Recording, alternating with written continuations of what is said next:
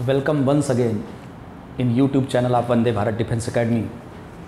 आपके पेपर का एनडीए का डिस्कशन हम लोगों का चल रहा है। अभी हम लोग आज अब अगले पार्ट में हम लोग डिस्कस करेंगे आज, क्योंकि हमारे पास पेपर सीरीज़ डी है तो ऑब्वियसली आपके क्वेश्चन फ्लैश हो रहे हैं, तो कोई भी पेपर हो आप आसानी से मैच कर सकते हैं। लेकिन जो पेपर हम डिस्कस कर रहे हैं वो सीरीज़ डी है।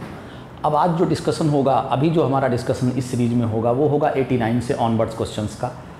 तो पिछली सीरीज़ में हमने डिस्कस किया था, उससे ऑनवर्ड्स है। अब देखिए 89 क्वेश्चन भी प्रोबेबिलिटी का क्वेश्चन है। प्रोबेबिलिटी में कई क्वेश्चंस आए हैं, उनमें से देखिए ये कथन और निष्कर्ष का, इसमें कुछ स्टेटमेंट दो ठो दिए हुए हैं आपसे। इन्फॉर्मेशन क्या क्या है ज़रा देखिए। प्रोबेबिलिटी ऑफ ए 0.6 गिवन है आपको, प्रोबेबिलिटी ऑफ बी 0.5 आपको गिवन है, और ए इंटरसेक्शन बी भी आपको गिवन है। और दो स्टेटमेंट दिए गए। पहला स्टेटमेंट आपको दिया है और पूछा जा रहा है ये स्टेटमेंट ट्रू है कि फॉल्स है, क्या दोनों ट्रू हैं, तो 0.9 होगा। या दूसरा स्टेटमेंट है B complement by A complement की जो प्रोबेबिलिटी होगी वो 0.6 होगी। तो हमें चेक करना है इन दोनों में से कौन सा स्टेटमेंट ट्रू है।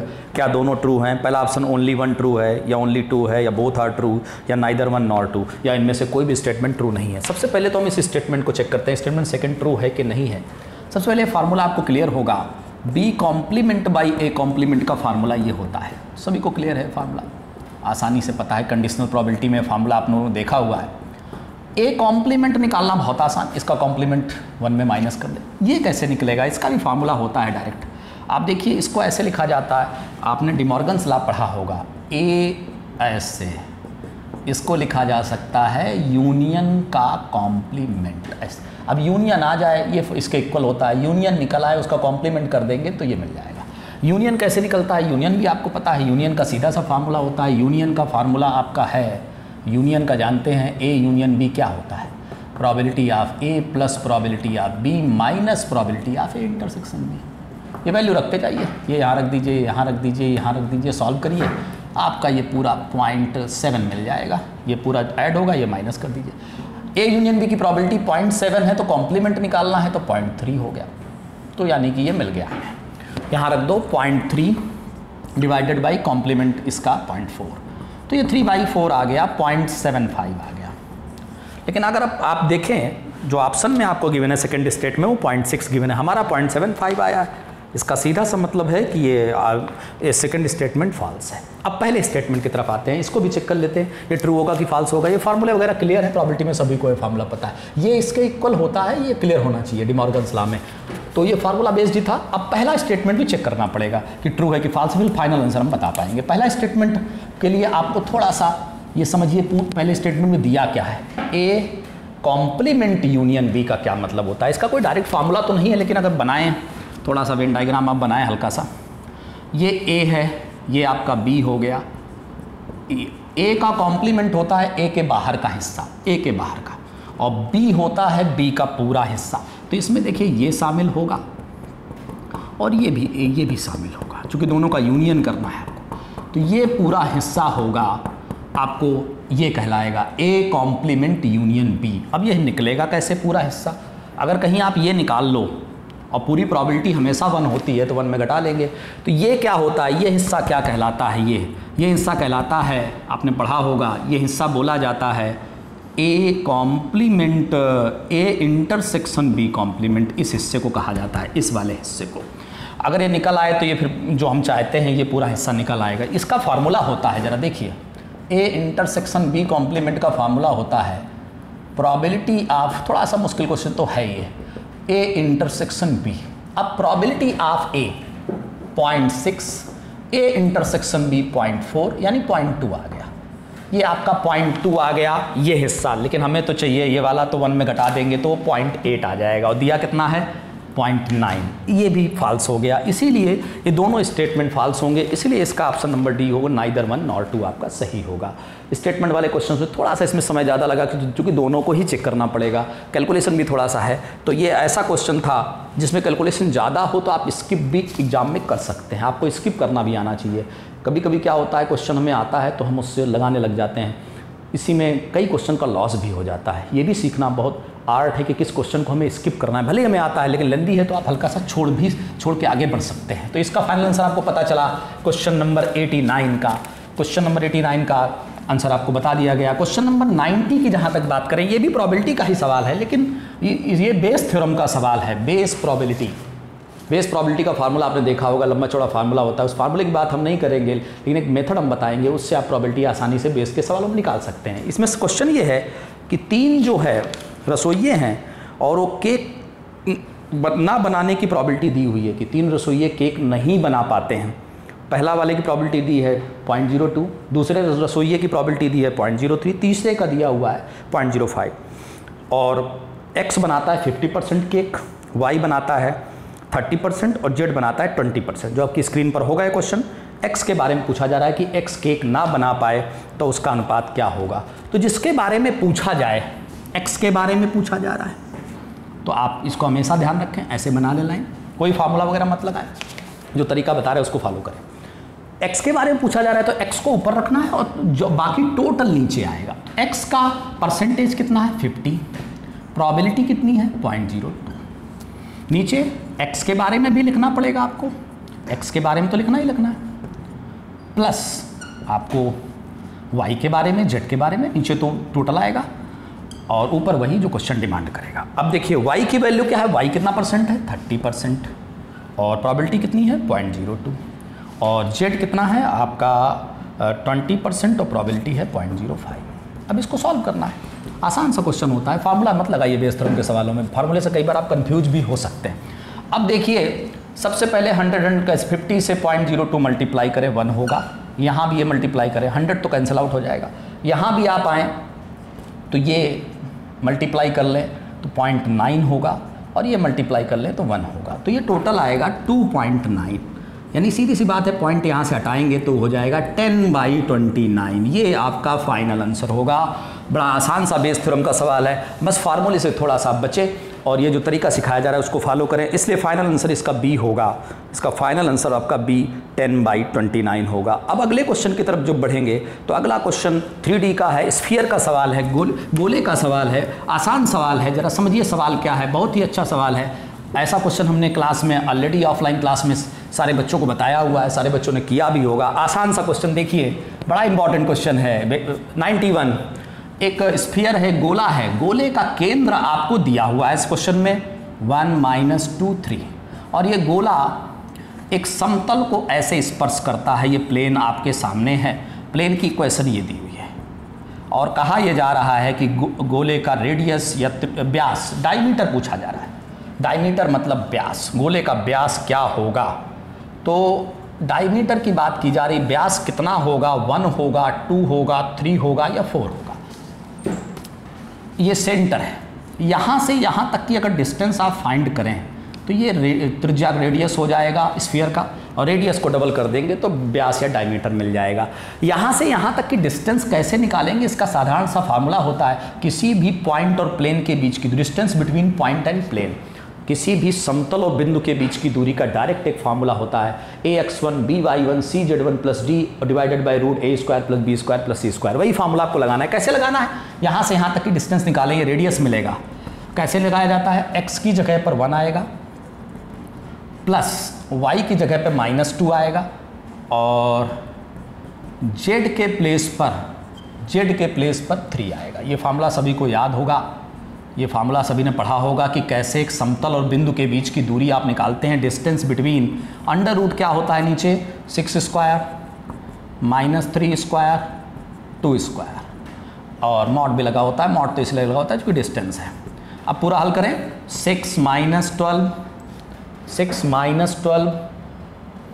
क्या था यहाँ पर, ये 6 नहीं ये था आपका -3 था यहाँ पर, तो -3 होने की वजह से +6 हो जाएगा, ये भी +6, ये -4 डिवाइडेड बाई ये 36 9 4 पूरा आपका 49 हो गया। 49 का √7 होता है और ये पूरा आप देख रहे हैं कि कितना हो जाएगा, 18 में 4 गया 14, तो फाइनल आंसर 2 होगा। ये रेडियस आया, CP हमारा रेडियस है, पूछा तो डायमीटर गया है।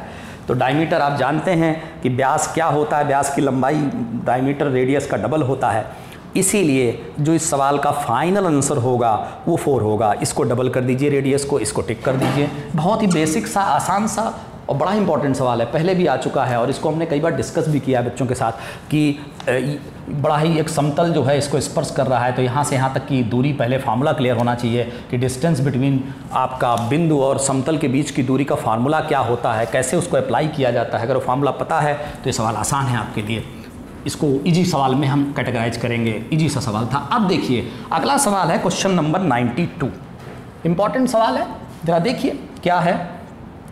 एक बिंदु दिया हुआ है 2, 3, 4 और कहा गया इसकी इस रेखा से स्ट्रेट लाइन से दूरी बताएं। स्ट्रेट लाइन दी हुई है आपके सामने, x - 0/1, y - 0/0, z - 0/0 और ये pm, ये लंबवत दूरी आपसे पूछी गई, परपेंडिकुलर डिस्टेंस। ऑप्शन है pm के कि लंबवत दूरी क्या होगी, 6 यूनिट, 5 यूनिट, 3 यूनिट या 4 यूनिट। ये आपके ऑप्शंस हैं। इस क्वेश्चन को आप कर तो सकते हैं आसानी से, लेकिन थोड़ा सा प्रोसीजर इसका पता होगा तब कर सकते हैं। अपनी हर क्लास में जो हम 3D पढ़ाते हैं तो हम ये डिस्कस करते हैं इस दूरी को कैसे निकालते हैं और साथ में ये भी डिस्कस करते हैं कि इसका इमेज कैसे निकलता है। हालांकि इमेज नहीं पूछा गया, यहाँ सीधा ये दूरी पूछी गई, लेकिन जब तक m बिंदु का निर्देशांक नहीं निकलेगा ये दूरी आप नहीं निकाल पाएंगे। ये m बिंदु का कोऑर्डिनेट अगर निकल जाए, निर्देशांक निकल जाए तो डिस्टेंस फार्मूला लगा करके आसानी से दूरी, लेकिन सबसे पहले m बिंदु का निर्देशांक निकलेगा कैसे। एक काम करें, ये जो स्ट्रेट लाइन दी हुई है इसको = आप लिख दें लेमडा के, x का मान यहाँ से निकालें लेमडा, इसको इक्वल कर लें 0, इसको इक्वल कर लें, z भी 0 आएगा। ये कोऑर्डिनेट होगा m का, ये तरीका होता है m का कोऑर्डिनेट लिखने का। अब लेमडा का मान अगर मिल जाए तो m का कोऑर्डिनेट आ जाएगा, m का कोऑर्डिनेट आ जाएगा तो डिस्टेंस भी आ जाएगी। एक चीज़ आप ध्यान रखें, ये स्ट्रेट लाइन और ये स्ट्रेट लाइन आपस में परपेंडिकुलर है। इस स्ट्रेट लाइन का डायरेक्शन रेशियो या दिग अनुपात ये है 1, 0, 0, लेकिन इस स्ट्रेट लाइन का हमें नहीं पता। और जब दो रेखाएं आपस में लंबवत होती हैं तो ये रिलेशन होता है A1, A2, B1, B2, C1, C2 = 0। ये दो रेखाएं अगर लंबवत हैं, 3D में आपने पढ़ा होगा, ये रिलेशन होता है। लेकिन इसके लिए डायरेक्शन रेशियो पता होना चाहिए दोनों लाइन्स का। इस हॉरिजॉन्टल लाइन का क्षैतिज लाइन का तो पता है 1, 0, 0, तो उसका तो आप लिख सकते हैं। क्षैतिज वाली लाइन का A1, B1, C1 1, 0, 0, ये आपका हॉरिजॉन्टल लाइन का होगा, क्षैतिज का। लेकिन वर्टिकल वाली जो लाइन है, ये लाइन, इसका डायरेक्शन रेशियो कैसे निकलेगा, इसका दिग अनुपात अगर निकल जाए तो लेमडा आ गया तो फिर डिस्टेंस भी आ गया। अब देखिए सबसे पहले हम वर्टिकल लाइन का डायरेक्शन रेशियो निकलता है माइनस करके, लेमडा में से 2, ये डायरेक्शन रेशियो निकालने का तरीका है। कोऑर्डिनेट को माइनस करते जाइए, 0 में से 3 और 0 में से 4, इस तरह से आप। अब डायरेक्शन रेशियो मिल गया तो इस फार्मूले में पुट कर दीजिए, A1, A2 मल्टीप्लाई करिए, लेमडा - 2, इसको 0, इसमें भी 0, तो लेमडा का मान 2 आ गया। लेमडा का मान मिल गया तो यहाँ 2 रख दें। अब आप डिस्टेंस फार्मूला लगा के pm निकाल सकते हैं। तो pm होगा, चूँकि लेमडा का मान 2 आ चुका है, 2 - 2 whole square plus 3 - 0 whole square plus 4 - 0। Final answer इसका 5 होगा। 16 और 9 25, 5, ये आपका फाइनल आंसर होगा। ये आपका इस क्वेश्चन का प्रोसीजर थोड़ा सा लेंदी है, लेकिन 12th में सभी बच्चों ने इस सवाल को किया हुआ है, तो ज़्यादातर लोगों ने इस सवाल को लगा भी लिया होगा। ज़्यादा समय नहीं लगा होगा, थोड़ा सा कैलकुलेशन है, लेकिन कैलकुलेशन उतना मुश्किल नहीं है। इसीलिए इस सवाल का फाइनल आंसर होगा 5 यूनिट। लेकिन प्रोसीजर अगर पता होगा तो ही कर पाएंगे। ये इसको हम मुश्किल सवाल की कैटेगरी में डालेंगे कि ये सवाल मुश्किल था। अब अगले सवाल की तरफ आते हैं। ये तो आप बिल्कुल ही आसान सा सवाल पूछ दिया गया कि एक लाइन है जिसका डायरेक्शन रेशियो दिया हुआ है और डायरेक्शन कोसाइन के वर्गों का योग क्या होगा। डायरेक्शन रेशियो कुछ भी हो, डायरेक्शन रेशियो किसी भी लाइन का कुछ भी दिया हो, डायरेक्शन कोसाइन के वर्गों का योग, sum of square of direction cosine is always equal to 1। उसके लिए कोई कैलकुलेशन नहीं करना, इसलिए इस सवाल का डायरेक्ट आंसर आप लिख सकते हैं ऑप्शन नंबर D 1। इसके लिए कोई कैलकुलेशन नहीं करना, सभी को पता है cos square alpha, cos square beta, cos square gamma is equal to 1 होता है। ये तो 100% है कि 1 ही होगा, चाहे आपको दिग अनुपात या डायरेक्शन रेशियो कुछ भी दिए हों, उससे कुछ फ़र्क नहीं पड़ता। इसलिए इसका option number D will be correct. कोई कैलकुलेशन की ज़रूरत हमें नहीं है इस सवाल में। अब देखिए अगले सवाल की तरफ बढ़े। 94 कहा गया कि किसी भी कोऑर्डिनेट सिस्टम को 3D में हम कितने समतलों में बांट सकते हैं? 8 समतलों में बांट सकते हैं। ये सभी को पता है, पहला प्लस प्लस प्लस, फिर प्लस प्लस माइनस, ऐसे ही आपके 8 सिस्टम में आप इसको कोऑर्डिनेट सिस्टम को बांट सकते हैं 3D में। 2D में अलग सिस्टम होता है, लेकिन 3D में आप ऐसे बांट सकते हैं, plus plus plus plus plus minus, ऐसे और भी सिस्टम्स हैं। कितने सिस्टम में डिवाइड किया जा सकता है? 8। इसीलिए इसका ऑप्शन नंबर सी सही होगा 94 का। इसमें भी कोई आपको पेन चलाने की कोई ज़रूरत नहीं है इस क्वेश्चन में। इसीलिए हम लोग पहुंच चुके हैं, क्वेश्चन नंबर 94 तक हम लोग पहुंच चुके हैं। अब हम लोग आगे बढ़ेंगे क्वेश्चन नंबर 95। ये भी बेसिक सा सवाल है, शायद इसमें भी हमें पेन चलाने की खास ज़रूरत ना हो।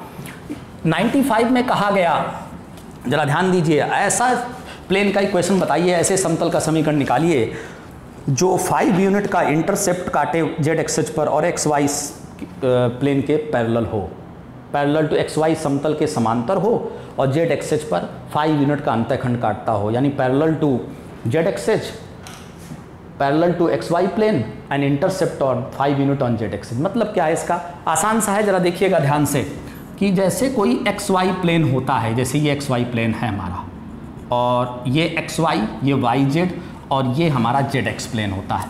एक्स वाई प्लेन का जो समीकरण होता है एक्स वाई प्लेन का, इसका वो एक्स वाई प्लेन का समीकरण जेड बराबर 0 होता है। लेकिन सवाल में कहा गया कि ऐसा समतल है जो एक्स वाई प्लेन के समांतर है और कितनी दूरी पर है उससे? 5। तो कुल मिलाकर के वो ये नहीं होगा, इससे थोड़ा उठा हुआ होगा। कितना ऊपर होगा? 5।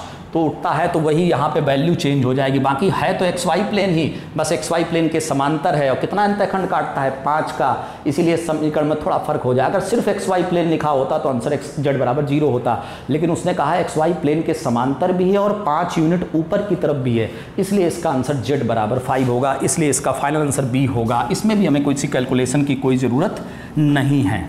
अब देखिए क्वेश्चन नंबर 96 की जहाँ तक बात है, ए कोई यूनिट वेक्टर है और एक्स अक्ष से कोण उसका 30 है, तो यूनिट वेक्टर क्या होगा? इकाई सदिश है।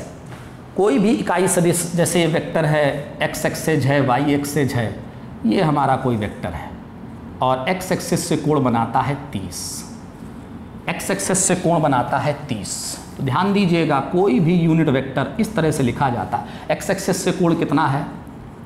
30 आई, और प्लस प्लस साइन 30 जे। एक्स एक्सिस का कोण का ही इस्तेमाल आपको करना है, साइन 30 जे गए। और ध्यान रखिए, अगर इसका मॉडुलस 1 ना होता, कुछ और होता, मान लीजिए इस वेक्टर का मॉडुलस 2 होता, तो यहाँ मॉडुलस भी लिखा जाता। लेकिन बाई चांस मॉडुलस 1 है तो हमें कुछ भी करने की ज़रूरत नहीं, सीधा cos 30 आई गए, साइन 30 जे गए। एक्स एक्सिस के एंगल का यूज करना है, एक्स एक्सिस में cos और वाई एक्सिस में साइन आता है, ये आपको पता है, सीधा सीधा फार्मूला होता है। और मॉडुलस कुछ दिया नहीं, अगर वेक्टर का मॉडुलस 1 के अलावा कुछ और होता, मान लीजिए 3, 4, 5, तो यहाँ मॉडुलस भी आता। अब देखिए इसको हम फाइनली सॉल्व कर लेंगे। cos 30 √3/2 आई गए और 1/2 जे गए। तो फाइनल आंसर होगा √3 आई प्लस जे डिवाइडेड बाई 2। ये हमारा यूनिट वेक्टर होगा जो कि एक्स अक्ष से 30 डिग्री का कोण बनाएगा। और वेक्टर लिखने के लिए एक्स अक्ष के कोण का इस्तेमाल किया जाता है, इधर cos, इधर साइन, इधर आई, इधर जे। अब दो ही एक्स वाई प्लेन है, जेड नहीं है, जेड होता तो के गैप का भी इस्तेमाल होता। इसलिए इस सवाल को बड़ा बेसिक सा सवाल है, ऑप्शन नंबर ए इसका करेक्ट होगा, √3 आई प्लस जे बाई 2। इसके बाद अगला क्वेश्चन, क्वेश्चन नंबर 97, ये भी वेक्टर का सवाल है। वेक्टर का मॉडुलस इस बार आपको गिवन है। जरा देखिए क्या सवाल है। इस सवाल में 97 में क्या क्या इन्फॉर्मेशन है। कोई वेक्टर है जिसका मॉडुलस 12 है, ये क्वेश्चन में गिवन है।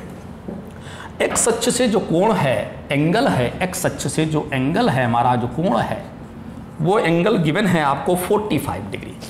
और वाई एक्सेस से जो एंगल है वो दिया है आपको 60 डिग्री। बस इतनी इन्फॉर्मेशन है। कहा जा रहा है वेक्टर ओ ए क्या होगा, वेक्टर क्या होगा। जेड एक्सेस से एंगल आपको गिवन नहीं है।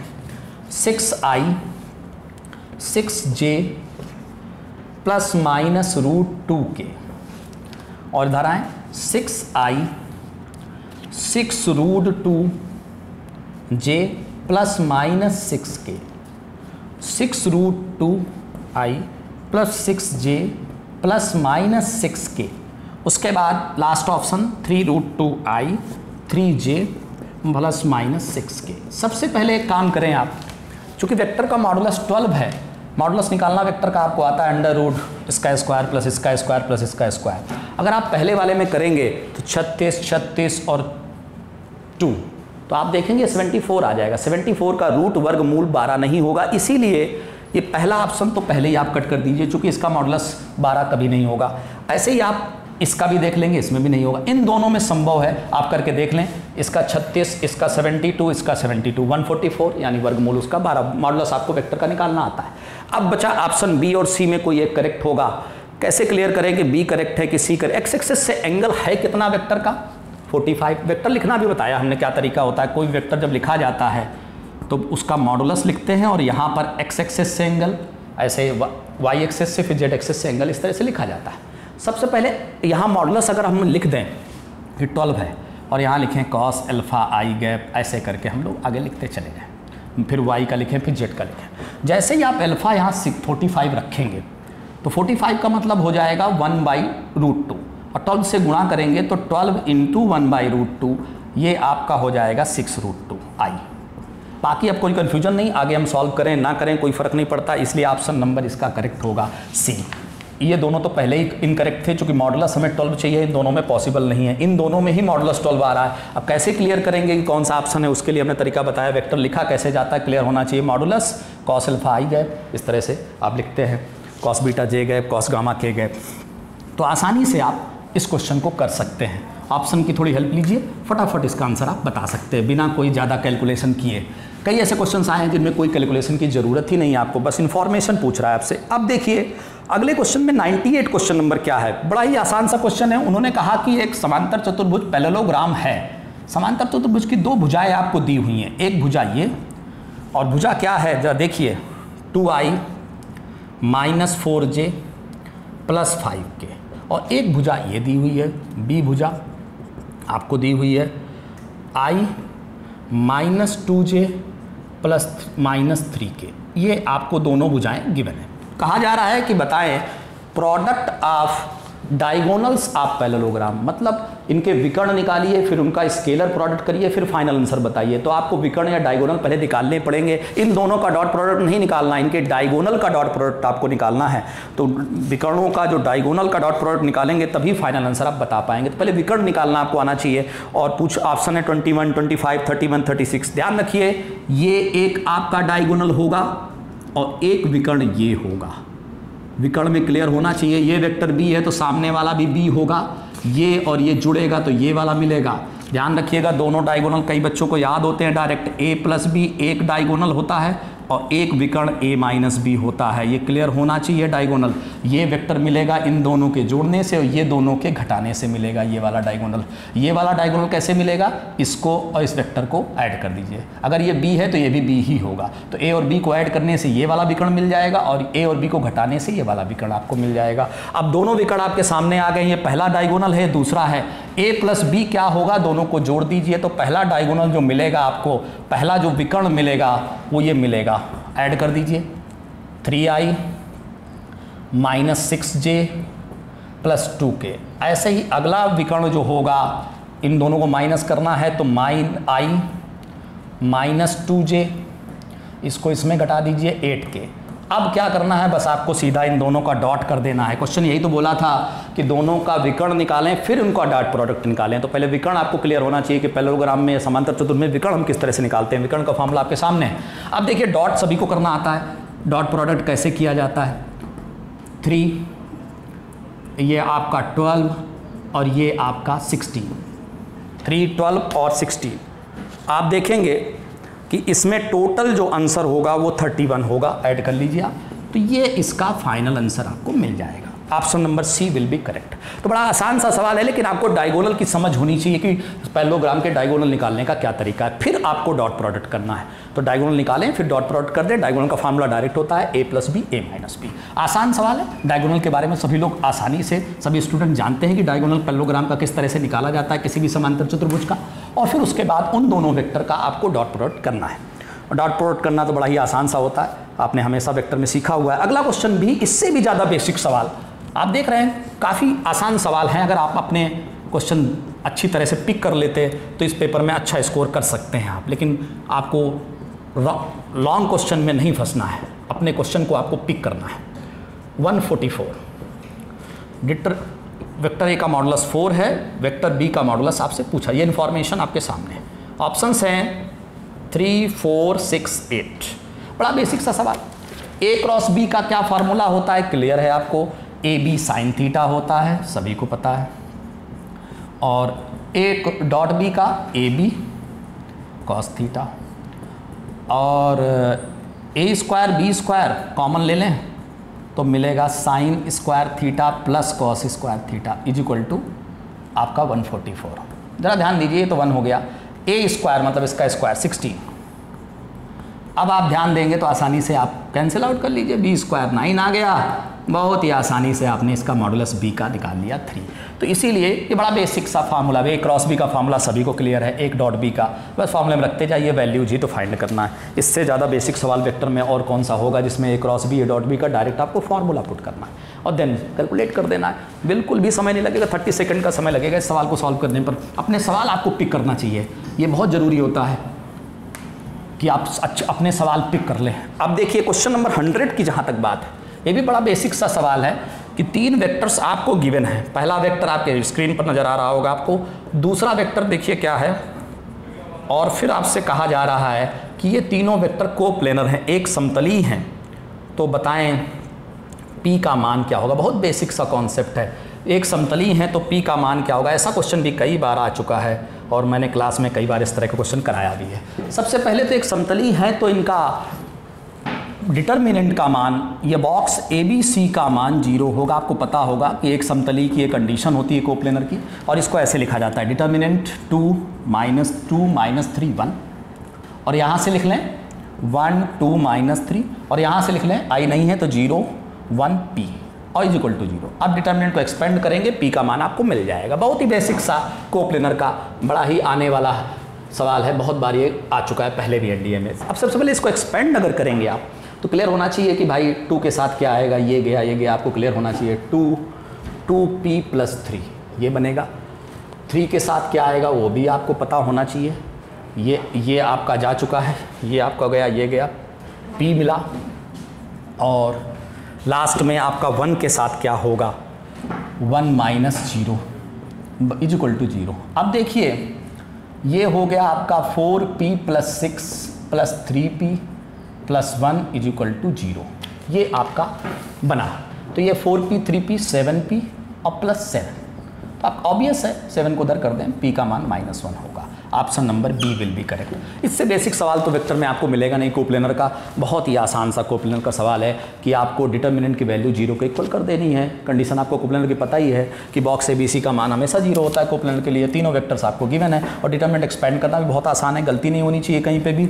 इसलिए इस सवाल का फाइनल आंसर जो होगा आपका P = -1 होगा। अब अगले क्वेश्चन की तरफ अगर हम लोग बढ़ें, अगला क्वेश्चन हमारा है क्वेश्चन नंबर 101। आपको याद होगा जब हम सीरीज हमारी चल रही थी तो उसमें हमने एलास्टिक रूल का आपसे जिक्र किया था। हमने कहा भी था इस पर बेस सवाल हर साल 1 2 या 3 सवाल आते हैं। लिमिट का बड़ा बेसिक सा सवाल, इससे आसान सवाल तो पॉसिबल ही नहीं। लिमिट में x + x² + x³ - 3 divided by x - 1 की वैल्यू क्या होगी। ऑप्शंस आपके सामने हैं 1 2 3। ये एलास्टिक रूल इसमें लगेगा, चूंकि आप 1 रखेंगे तो ये 0 है, ऊपर भी 0/0 का फॉर्म है तो एलास्टिक रूल लगना ही लगना है। डिफरेंशिएशन एक बार करते हैं, x का 1 2x 3x², इसका तो 0 ही होना है, नीचे आए 1।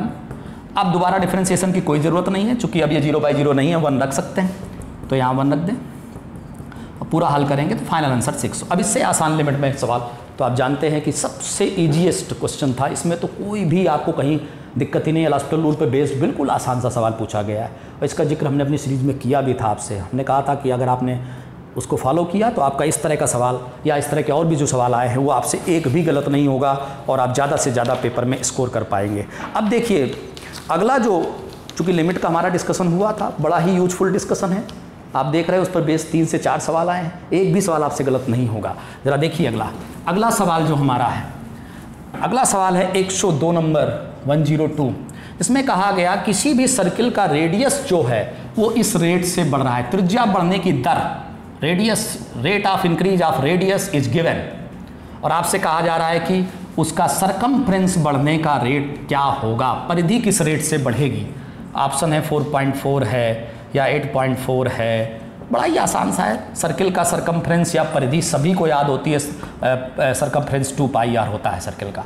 बस अवकलन कर दीजिए ds/dt, 2πr का डिफरेंशिएशन होगा dr/dt।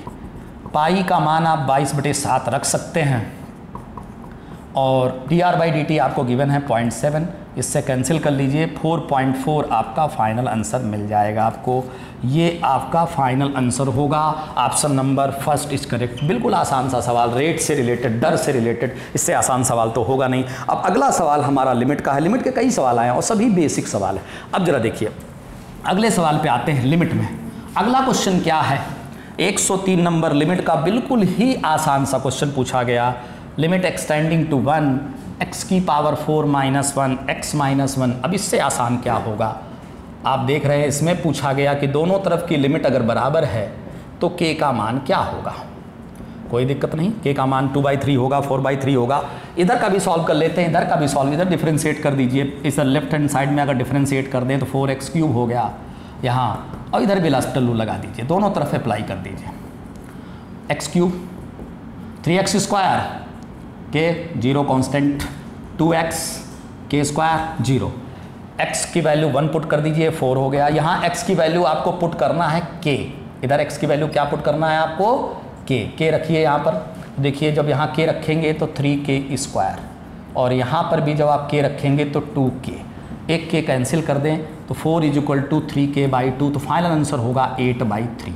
कैलकुलेशन कर लें, 2 इधर करके डिवाइड कर लें, फाइनल आंसर इसका 8/3 होगा और option number C will be correct. बिल्कुल आसान सा। लिमिट लेफ्ट हैंड साइड दिया है तो इसको भी सॉल्व कर लें, इसको भी सॉल्व कर लें, आसानी से इक्वल कर दें। एल एस्टेल रूल दोनों तरफ अप्लाई करना है। क्यों करना है, चूंकि 0/0 का फॉर्म है। अब जरा अगले लिमिट का बिल्कुल बेसिक सवाल पूछे गए, एक भी क्वेश्चन ऐसा नहीं जिसमें आपको कोई दिक्कत हो। अब देखिए अगले क्वेश्चन की तरफ अगर मूव करें हम लोग, इसमें ऑर्डर और डिग्री का सवाल का भी जिक्र हमने किया था आपके साथ, आपको याद होगा। बस थोड़ा सा ध्यान रखना है कि इसमें इंटीग्रेशन का साइन इन्होंने लगा दिया है और कोटि और घात आपसे पूछी है। बस इंटीग्रेशन का साइन लगा है तो अभी आपको इंटीग्रेशन का साइन हटाना पड़ेगा। इंटीग्रेशन का साइन कैसे हटेगा, आपको पता है कि अगर दोनों तरफ अवकलन कर दिया जाए तो इंटीग्रेशन डिफरेंशिएशन एक दूसरे का रिवर्स होता है। तो इधर अवकलन करेंगे, डिफरेंशिएट करेंगे तो ये मिलेगा, इधर डिफरेंशिएट करेंगे तो इंटीग्रेशन का साइन हट जाएगा। लेकिन क्या अभी भी ये परफेक्ट हो गया, नहीं, अभी परफेक्ट नहीं है। अभी ये 2/3 नहीं होना चाहिए। जो भी संख्या होनी चाहिए वो पॉजिटिव इंटीजर, धनात्मक पूर्णांक होना चाहिए। तो दोनों तरफ क्यूब कर देते हैं। क्यूब करने से क्या होगा, इधर पावर 3 हो जाएगा और इधर ये मिल जाएगा। अब आप देखिए अब परफेक्ट है, जो हम चाहते हैं उस तरह का बन गया। अब ऑर्डर और डिग्री, कोटि और घात हम लिख सकते हैं। इससे लिखना है या इससे वो क्लियर होना चाहिए आपको, जिसका डिफरेंशिएशन मैक्सिमम टाइम्स हुआ है इसका, इससे लिखा जाएगा। तो ऑर्डर होगा 2 और डिग्री ये होगा आपका 3। तो कोटि और घात आपको क्लियर है, 2 और 3। ऑप्शन नंबर आपका बी 2 और 3। तो ये बड़ा ही ऑर्डर और डिग्री का, लेकिन बस ये है कि इंटीग्रेशन का साइन है तो इंटीग्रेशन का साइन हटेगा कैसे। इंटीग्रेशन का साइन हटाने के लिए आपको दोनों तरफ डिफरेंशिएट करना पड़ेगा।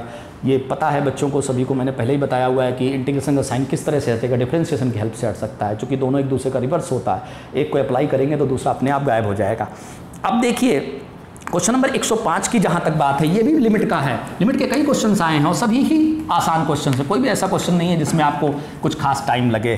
जैसे क्वेश्चन नंबर 105 की जहाँ तक बात है, limit X tending to 0 sine x log 1 - x/x, और ऑप्शंस दिए हुए हैं इस क्वेश्चन के -1, 0, -e, -1/e। सबसे पहले एक काम करें, एल रूल तो अप्लाई करना है, उससे पहले एक काम कर लें, थोड़ा सा ज़्यादा अच्छा हो जाएगा।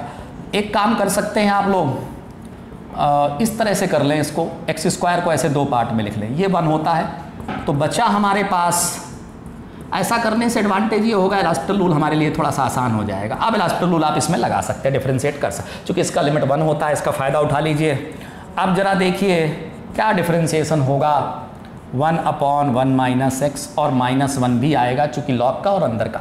नीचे आए x का 1, x की वैल्यू 0 पुट कर दें और फाइनल आंसर -1 आएगा। आप 0 पुट करके देख लें, इसलिए इस सवाल का फाइनल आंसर ए होगा।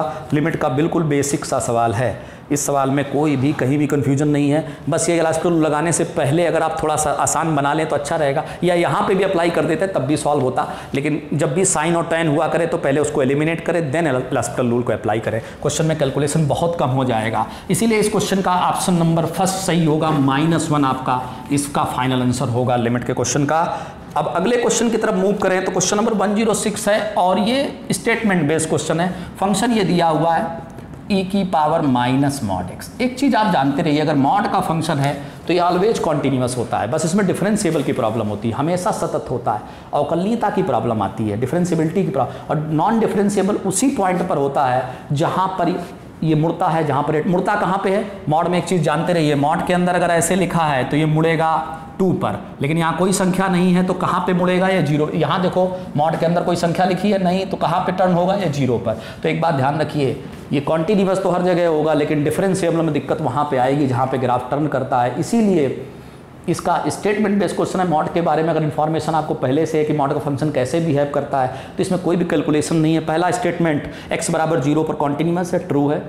x बराबर 0 पर ये डिफरेंशिएबल है, दैट स्टेटमेंट इज फॉल्स। हमने पहले ही बोला है कि x बराबर 0 पर ये टर्न करेगा। अगर यहाँ संख्या 2 होती तो ये 2 पर टर्न करता, लेकिन अभी ये कहाँ पर टर्न करेगा, ग्राफ 0 पर। इसीलिए x बराबर 0 पर कॉन्टिन्यूअस तो होगा, ये तो कन्फर्म है कि सतत होगा, हर मॉडुलस फंक्शन सतत होता है, और x बराबर 0 पर डिफरेंशिएबल नहीं होगा, नॉन डिफरेंशिएबल होगा। इसीलिए जब स्टेटमेंट आप चेक करें तो पहला statement true, second statement false, इसीलिए इसका ऑप्शन नंबर ए ओनली 1 आपका ट्रू होगा, सेकंड स्टेटमेंट इसका फॉल्स होगा। मॉडुलस के फंक्शन की जानकारी है तो बिल्कुल स्ट्रेट फॉरवर्ड 1 लाइनर क्वेश्चन है, आसानी से आप इसको टिक कर सकते हैं। अब देखिए अगले क्वेश्चन की बात करें, क्वेश्चन नंबर 107, इसमें इस फंक्शन की मैक्सिमम वैल्यू पूछी गई है। साइन कॉस ऐसा फंक्शन दे दिया गया और उन्होंने कहा इस फंक्शन का अधिकतम मान आप बताएं। बहुत ही आसान सा सवाल है। सबसे पहले एक काम करें, 2 से ऊपर नीचे मल्टीप्लाई करके एक फार्मूला बना लें, ये sin 2x का। और साइन के बारे में आप जानते रहिए, साइन का फंक्शन एंगल चाहे कुछ भी हो, साइन का अधिकतम मान हमेशा 1 होता है। एंगल पे मत जाइए, एंगल x/2 भी होता तो कोई फर्क नहीं है, इसका मान अधिकतम 1 होता है, तो इसलिए इसका अधिकतम मान हो जाएगा 1/2। ये अधिकतम पूछा गया है तो, और अगर न्यूनतम पूछा जाता तो -1 पुट करते, इसलिए फाइनल आंसर इसका सी होगा 1/2। बिल्कुल ही 1 लाइनर सवाल है, बिल्कुल सबको पता है। साइन कॉस को पहले फार्मूला बना लीजिए, एक फंक्शन में आ जाएगा, या साइन या कॉस एक फंक्शन में कन्वर्ट कर लेंगे तो अधिकतम न्यूनतम बताना सबसे आसान होता है। इसीलिए इस सवाल का फाइनल आंसर होगा 1/2, 107 नंबर। इसके बाद अगला क्वेश्चन है, लिमिट का फिर से आ गया। लिमिट के कई क्वेश्चंस आपने देखे और किसी भी क्वेश्चन में आपने नहीं देखा होगा कि 1 या 2 लाइन से ज़्यादा का क्वेश्चन हो, और सभी में वही सेम रूल लग रहा है, एल हॉस्पिटल रूल हर क्वेश्चन में आप लगा रहे हैं। अब इसमें पहला ऑप्शन 0 होगा, -1 होगा, +1 होगा, या फिर limit does not exist. L hospital rule apply करते हैं और देखते हैं क्या फाइनल आंसर हमारा आता है। इसका डिफरेंशिएशन सभी को क्लियर है, 3 की पावर x log 3 होता है। इसका डिफरेंशिएशन आपका होगा, माइनस आएगा और log 3 हो जाएगा। इसका डिफरेंशिएशन 0 हो जाएगा, और नीचे आए, नीचे आपका डिफरेंशिएशन होगा आपका x का 1। अब x का मान 0 रख दीजिए तो ये 1 हो जाएगा, ये भी 1 हो जाएगा, तो बचेगा log 3 माइनस log 3 0। ये फाइनल आंसर आपका मिल जाएगा। इस सवाल का फाइनल आंसर 0 होगा, ऑप्शन नंबर ए। एक लाइनर है, 1 लाइनर सवाल, इतना डिफरेंशिएशन तो आप गलत करेंगे। माइनस क्यों आया, इस -x की वजह से डिफरेंशिएशन इतना क्लियर होगा आपको, माइनस कैसे आया, और आसानी से लिमिट पुट करिए। और ऐसे आपने देखे इस पेपर में 4 से 5 सवाल आपने देखे लिमिट के, और सभी एल हॉस्पिटल रूल पर बेस्ड क्वेश्चन हैं। एक भी क्वेश्चन ऐसा नहीं है जिस पे कहा जाए कि भाई कहीं से भी कुछ भी कैलकुलेशन ज़्यादा हो या हमें थोड़ा सा भी टाइम ज़्यादा लगेगा। टाइम तो किसी क्वेश्चन में नहीं लग रहा है, हर क्वेश्चन में 30 सेकंड या 15 सेकंड या 10 सेकंड का समय हमें लग रहा है। अब देखिए इसमें, और अगर हम आगे बढ़ें 108 के बाद और क्वेश्चंस की बात करें तो 108 के बाद 109 नंबर क्वेश्चन बड़ा ही आसान सा क्वेश्चन है, बहुत ही आसान सा। देखिए इसमें पूछा गया कि cot इनवर्स x का डिफरेंशिएशन tan इनवर्स x के सापेक्ष रिस्पेक्ट में करिए। डिफरेंशिएशन है cot inverse x with respect to tan inverse x। तो एक फंक्शन को आप u ले लें cot इनवर्स x, और एक फंक्शन को आप tan इनवर्स x ले लें, और कहा जा रहा है आपसे इसका डिफरेंशिएशन इसके सापेक्ष, जिसके सापेक्ष करना होता है उसको नीचे रखा जाता है। तो किसके सापेक्ष करना है, इसके, और जिसका करना है उसको ऊपर रख, ये पूछा जा रहा है आपसे। एक को u मान लीजिए, एक को v। ऑप्शन -1 1। बड़ा आसान सा सवाल है, आप लोग जानते हैं कि ये सवाल आपने कई बार किया। एक फंक्शन का डिफरेंशिएशन दूसरे फंक्शन के रिस्पेक्ट में कैसे किया जाता है, एक को u ले लें, एक को v ले लें। अब आसानी से इसको डिफरेंशिएट कर लें, पहले वाले को माइनस में आ जाएगा और दूसरे वाले को डिफरेंशिएट कर लें वो प्लस में आ जाएगा। सभी को डिफरेंशिएशन का फार्मूला क्लियर है। अब चूंकि हमें du/dv निकालना है तो दोनों को भाग दे दें, अपने आप देख रहे हैं फंक्शन सेम है तो आंसर -1 ही होगा। कुछ लोगों को पहले से ही पता था कि इसका डिफरेंशिएशन -1 ही आना था, डायरेक्ट भी टिक कर सकते हैं, लेकिन आप अगर देखना चाहें तो ये इसका फाइनल सोल्यूशन होगा, इसलिए इस सवाल का आंसर -1 होगा। ध्यान दीजिए, आसान सा सवाल है। एक फंक्शन का डिफरेंशिएशन दूसरे फंक्शन के रिस्पेक्ट में क्या मेथड होता है, बिल्कुल आसान सा मेथड। एक को u एक को v लेके आगे बढ़ें और आसानी से इससे आसान डिफरेंशिएशन में तो सवाल आप जानते ही हैं कि बिल्कुल ईजीएस्ट क्वेश्चन में से एक है ये। अगले क्वेश्चन की तरफ अगर आप आगे बढ़े, डिफरेंशियल इक्वेशन का सवाल है 110 number, x dx minus dy, और आपसे कहा गया कि इस इक्वेशन का फाइनल सोल्यूशन क्या होगा। ऑप्शंस आपकी स्क्रीन पर हैं, x² + y² xy + c। बिल्कुल भी घबराना नहीं है, बिल्कुल आसान सा सवाल है। x को अंदर मल्टीप्लाई करें और यहाँ y को अंदर मल्टीप्लाई कर दें, कहीं से कोई दिक्कत नहीं है बिल्कुल।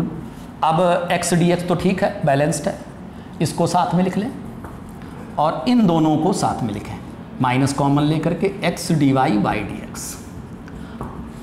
x dx परफेक्ट है, इसमें कहीं कोई समस्या नहीं, ये भी हमारा परफेक्ट है। इसका फार्मूला अगर आपने पढ़ा हो तो ये फार्मूला होता है dxy, ये फार्मूला इस पूरे का ये होता है, आपने पढ़ा होगा dxy बराबर ये होता है x dy + y dx। नहीं पढ़ा है तो जरूर नोट डाउन करें, बहुत इंपॉर्टेंट फार्मूले में से एक है। अब देखिए, अब इंटीग्रेशन करेंगे तो बहुत आसान सा हो गया। इसका इंटीग्रेशन इसका और इसका इंटीग्रेशन x का क्या होता है x²/2, y का क्या होता है y, यहाँ तो कोई फंक्शन नहीं 1 है तो सीधा सीधा xy हो जाएगा, और = आप c भी लिख सकते हैं या प्लस c इधर लिख सकते हैं, जो मर्जी हो, c से कोई मतलब नहीं, कांस्टेंट को हम किधर भी लिख सकते हैं। अब देखिए, आप ये 2 को एलसीएम लेके जब उधर करेंगे तो कांस्टेंट में 2c जरूर होगा, लेकिन कांस्टेंट तो कांस्टेंट होता है, उसको मल्टीप्लाई या प्लस से कांस्टेंट में कोई c को c भी बोल सकते हैं या c' बोल सकते हैं, उससे कोई फर्क नहीं है। इसलिए फाइनल आंसर इस सवाल का होगा x² + y² = 2xy + c।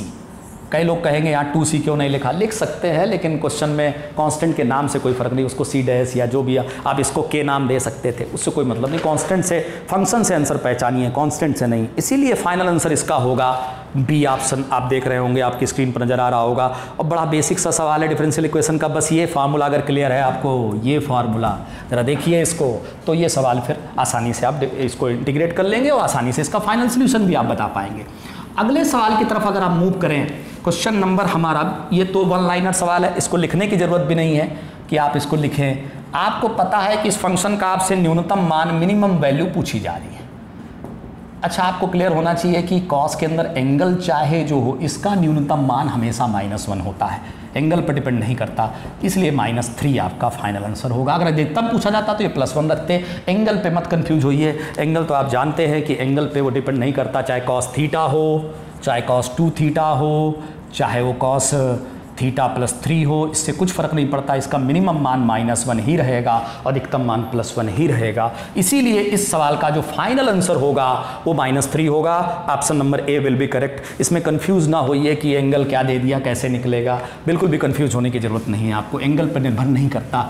अब देखिए अगले क्वेश्चन की तरफ अगर आप बढ़ें, क्वेश्चन नंबर 112 112, इसमें 2 स्टेटमेंट लिखे हुए हैं। पहला स्टेटमेंट कि y = log x इंक्रीजिंग है, वर्धमान है, 0 से इन्फिनिटी में कहा जा रहा है कि इंक्रीजिंग है ये फंक्शन। अब हमें चेक करना है कि ये स्टेटमेंट ट्रू है कि फॉल्स है, ये वर्धमान 0 से इन्फिनिटी में होगा कि नहीं होगा, ये पहला स्टेटमेंट है। दूसरा स्टेटमेंट और लिखा है कि अगर tan x है तो tan x हमारा इंक्रीजिंग है, वर्धमान है इस इंटरवल में -π/2 से π/2 में। अब हमें चेक करना है कि दोनों स्टेटमेंट ट्रू है कि फॉल्स है। पहला ऑप्शन कि only 1 correct, only 2 correct, both are correct, both are not correct. सबसे पहले पहला ऑप्शन चेक करते हैं। dy/dx अगर आप करते हो तो 1/x आता है। अगर dy/dx का मान पॉजिटिव आता है तो इंक्रीजिंग होता है। x का मान कहाँ से कहाँ तक है, 0 से इन्फिनिटी तक। यहाँ x का मान रखोगे तो dy/dx, चूंकि x का मान आप नेगेटिव नहीं रख सकते, यहाँ ऑलरेडी x का मान आपको 0 से इन्फिनिटी दिया हुआ है। जैसे ही यहाँ x का मान रखोगे कोई भी 1 2 3 कोई भी, तो ये dy/dx आपको ऑलवेज पॉजिटिव ही मिलेगा। और dy/dx का मान पॉजिटिव आने का मतलब इंक्रीजिंग ही होता है, यहाँ निगेटिव पॉसिबल नहीं है, चूँकि x का यहाँ रेंज आपको दिया हुआ है, x कहाँ से कहाँ बिलोंग कर रहा है। इसलिए इस सवाल का ये स्टेटमेंट हमारा ट्रू है। अब दूसरे स्टेटमेंट की तरफ हम बढ़ते हैं। क्यों ट्रू है उसका एक्सप्लेनेशन हमने दिया। dy/dx अगर पॉजिटिव आता आता है तो ट्रू है, नेगेटिव आता है तो फॉल्स हो जाएगा, लेकिन ये पॉजिटिव ही रहेगा, चूंकि ये इंटरवल पे भी थोड़ा ध्यान दीजिए। अब जरा इस चेक करते हैं, डी/x इसका करेंगे तो sec स्क्वायर x होगा। अब इसमें तो और भी डाउट नहीं, स्क्वायर लग गया, अब चाहे x कुछ भी रखा जाए वो तो पॉजिटिव ही आएगा, पॉजिटिव का मतलब तो आपका इंक्रीजिंग ही होगा, इसलिए ये स्टेटमेंट पर तो हमें कोई डाउट ही नहीं है। पहला भी स्टेटमेंट पर डाउट नहीं था, अगर आप इस पर थोड़ा ध्यान दे दें तो ये दोनों ही स्टेटमेंट हमारे ट्रू हैं, इसलिए option number C will be correct, both statement are true, both statements are true. इसके बाद वन लाइनर क्वेश्चन है, इंक्रीजिंग डिक्रीजिंग का सभी को पता है, डी/x अगर पॉजिटिव होगा तो इंक्रीजिंग होगा। अब हमें चेक करना था कि डी/x पॉजिटिव है या नहीं है, हमने चेक किया, हमारा ट्रू निकला, इसलिए हमने दोनों टिक कर दिया उस ऑप्शन में जिसमें लिखा है both statements are true, option number C will be correct. अब जरा 112 के बाद अगले क्वेश्चन की तरफ बढ़े, 113 क्वेश्चन नंबर भी, इसमें एक फंक्शन दिया हुआ है और कहा जा रहा है इसका डोमेन क्या होगा। पहला ऑप्शन डोमेन रियल नंबर होगा, बस 1 नहीं होगा, और रेंज के बारे में कुछ इन्फॉर्मेशन दी जा रही है। दूसरे में भी यही डोमेन 1 नहीं होगा, रेंज 0 नहीं होगा, इस तरह से कुछ ऑप्शंस आपके सामने हैं। तो डोमेन और रेंज बताना है कि फंक्शन का डोमेन और रेंज क्या संभव है इस फंक्शन का। सबसे पहले तो एक बात ध्यान रखिए कि डोमेन निकलता कैसे, हमने बताया था डोमेन में इन्फिनिटी का केस होता है, इमेजनरी का केस, यहाँ इन्फिनिटी की प्रॉब्लम है, x बराबर 1 होगा तो ये इन्फिनिटी हो जाएगा, इसलिए डोमेन कुछ भी हो सकता है, x का मान कुछ भी हो सकता है, बस 1 नहीं हो सकता। इसको ऐसे भी लिखा जा सकता है कि x belongs to real number and x not is equal to 1, बात एक ही है, इसमें भी 1 हटा दिया, इसमें भी हमने 1 हटा दिया। तो डोमेन आपका रियल नंबर होगा, बस 1 नहीं होगा, कोई भी संख्या हो सकता है, बस 1 नहीं। अब रेंज किस तरह से निकालेंगे, y का मान किस तरह से पता करें ताकि हमें सही स्टेटमेंट इन चारों में पता चल जाए, तो रेंज के बारे में भी थोड़ा बात कर लेते हैं। रेंज मतलब y का मान, तो y बराबर 1/x माइनस वाई, थोड़ा सा क्रॉस मल्टीप्लाई कर लीजिए, xy माइनस वाई बराबर 1। y का मान हमें निकालना है, इसमें x का मान निकालना है, थोड़ा सा ध्यान दीजिएगा, xy बराबर 1 + y। तो एक बात आप ध्यान दीजिए, इस रिलेशन से एक बात क्लियर है कि y का मान 0 नहीं हो सकता है, y का मान कुछ भी हो सकता है, बस यहाँ 0 हो जाएगा तो गड़बड़ हो जाएगा। तो इसीलिए ये थोड़ा सा रेंज निकालने का तरीका हमें क्लियर होना चाहिए कि रेंज क्या कैसे निकाला जाता है किसी भी फंक्शन का। इस तरह से आप रिवर्स कर लेंगे तो रेंज निकालना बहुत आसान होगा। अब देखिए तो क्लियर हो गया, डोमेन में 1 नहीं हो सकता, रेंज में 0 नहीं हो सकता, y के मान में 0 संभव नहीं है और रेंज में 1 संभव नहीं। अब वो आप चेक कर लीजिए किस ऑप्शन में ऐसा लिखा है, वो ऑप्शन नंबर आपको बी में नज़र आ रहा है। ऑप्शन नंबर बी में ऐसा है कि उन्होंने कहा कि बी ऑप्शन आपका करेक्ट होगा, डोमेन में 1 नहीं है, रेंज में 0 बाहर है, आपका रेंज में आपका 0 बाहर है, बिल्कुल क्लियर है, इसलिए option number B will be correct. अब जरा अगले क्वेश्चन की तरफ आते हैं, क्वेश्चन नंबर 114, डिफरेंशियल इक्वेशन का एक और बेसिक सवाल। शायद हमने आपको साथ जब हमारी सीरीज चल रही थी तो हमने बताया था कि लॉग वाला सवाल इसमें बहुत इंपॉर्टेंट होता है। x लिखा है, ln का मतलब क्या होता है, लॉग बेस e, ये मतलब होता है ln का। बड़ा ही अवकल समीकरण का डिफरेंशियल इक्वेशन का बिल्कुल बेसिक सवाल एनडीए 2016 में भी आ चुका है, बस यहाँ -x था। अब देखिए इसको इधर कर दें तो ये हो जाएगा e की पावर x, ऐसे लिखा जा सकता है, आपको प्रॉपर्टी पता होगी। अब इसको शिफ्ट कर दें तो dy is equal to e की पावर x। अब इंटीग्रेशन करना आपके लिए बहुत आसान है, y e की पावर x प्लस c, इससे बेसिक सवाल बिल्कुल। आप बस ln का मतलब आपको पता ही होगा, लॉग हटा दीजिए, इंटीग्रेट कर दीजिए, तो फाइनल आंसर होगा option number A, y is equal to e की power x plus c. 114 question number आपका ये हुआ। इसके बाद अगले क्वेश्चन की तरफ हम मूव करें, 115 क्वेश्चन नंबर की बात करें। ये मैक्सिमा मिनिमा का सवाल है, उच्चिष्ट और निम्निष्ट का सवाल है, तो ध्यान से देखिए, वैसे बहुत लेंदी तो नहीं है, आपको क्लियर शायद ये भी सवाल आसानी से समझ में आ जाएगा, ऐसे सवाल शायद आपने किए भी होंगे। जरा देखिए क्या सवाल कह रहा है 115वां, कि एक आयत है इस तरह का रेक्टेंगल है, ये लेंथ है, ये ब्रेड्थ है, लेंथ और ब्रेड्थ का योग k है, तो पूछा गया अधिकतम क्षेत्रफल क्या होगा। ऑप्शंस हैं 2k² k² या k²/4। अब देखिए अधिकतम क्षेत्रफल क्या होगा अगर हमें लंबाई और चौड़ाई का योग k दिया हुआ है। सबसे पहले तो क्षेत्रफल का जो फार्मूला होता है वो होता है L × B, और यहाँ से B का मान आप रख सकते हैं, आप B का मान k-l। अब देखिए आसानी से आपका ये बन गया। अब इसको L के सापेक्ष अवकलन कर दें, लंबाई के सापेक्ष, तो k-2l। तो यहाँ अब मैक्सिमम मिनिमम में आप जानते हैं कि इसको 0 के बराबर भी करना होता है, तो इसको 0 के बराबर आसानी से हमको L का मान k/2 मिल गया। एल का हालांकि लंबाई नहीं पूछा गया आपसे, क्षेत्रफल अधिकतम पूछा गया, लेकिन कोई बात नहीं, एल का मान मिल गया तो यहाँ रख देंगे, एल का मान एल की जगह पर आ जाएगा k/2, तो अधिकतम क्षेत्रफल आपका निकल आएगा। अब देखिए क्या होगा, अधिकतम क्षेत्रफल वो आप रख दीजिए, आगे चेक करने की कोई रिक्वायरमेंट नहीं है इसमें, तीसरा कोई स्टेप मत करिए। एल बराबर k/2 यहाँ रख दीजिए, तो k into k/2 minus k²/4, तो अब ये फाइनल आंसर हो जाएगा, इसको माइनस कर दीजिएगा, k²/4 हमारा। तो बेसिक सवाल है, थोड़ा हल्का सा आपको पता होना चाहिए किस तरह से इसका क्या यूज करना है। अब बाकी क्षेत्रफल का फार्मूला तो क्लियर है। यहाँ से आपको दो वेरिएबल में से एक वेरिएबल यहाँ से हटाना है, इसीलिए कंडीशन आपको गिवन है सवाल में, ताकि वेरिएबल एक बार एल में आ जाए या बी में आ जाए तो फिर डिफरेंशिएशन हमारे लिए बहुत आसान हो जाएगा, फिर अधिकतम क्षेत्रफल हम आसानी से इसका k²/4 होगा। तो क्वेश्चन नंबर हम लोग पहुँचे 115 तक। अब देखिए एक लास्ट क्वेश्चन और डिस्कस करते हैं, बाकी बचे हुए क्वेश्चंस को हम अगली सीरीज में डिस्कस करेंगे आपके साथ। सारी सीरीज जल्दी से जल्दी अपलोड करने की कोशिश करेंगे ताकि आप आसानी से अपने आंसर्स मैच करें।